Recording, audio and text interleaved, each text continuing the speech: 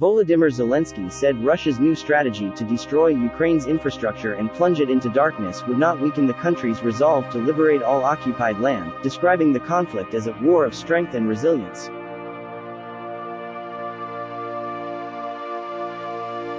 Ukraine's president insisted there would be no lasting resolution to the war unless Russia withdrew from all the territories it was occupying. Meanwhile, Moscow has stepped up a bombing campaign against Ukraine's critical infrastructure since last month, hoping to force Kyiv to make concessions. Zelensky said, "We must return all lands. Because I believe that the battlefield is the way when there is no diplomacy.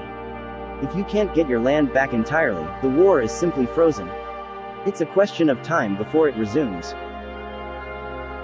On Wednesday, Russia launched a staggering 70 missiles against infrastructure targets within Ukraine. This left about 80% of the country in darkness and without water. The scary part is that all 15 of Ukraine's nuclear reactors were taken offline because electricity became unstable. Zelensky said this week's strike was unimaginable in the modern world. It was the kind of incident that hasn't happened for I don't know how many years, maybe 80, 90 years, a country on the European continent where there was totally no light. He said Ukrainians could despair or fight. The state superbly fought back. Energy workers, the state emergencies ministry, deminers, everyone worked to fix and restore power and provide at least a bit of water. Even before the strike on Wednesday, half of the country's power system had been shut down by Russian missile attacks. This triggered rolling power outages for millions of people.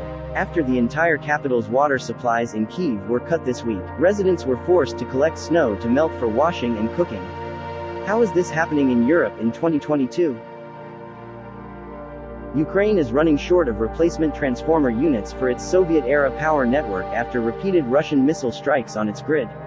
It is seeking spares from Poland and Lithuania and is looking to ramp up domestic production, but it takes 4 to 8 months to assemble new units.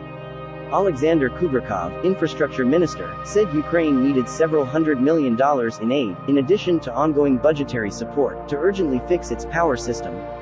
Zelensky also appealed to Ukraine's Western partners to provide more air defense equipment to help protect critical infrastructure, as well as diesel supplies for emergency generators and additional gas to help offset power shortages.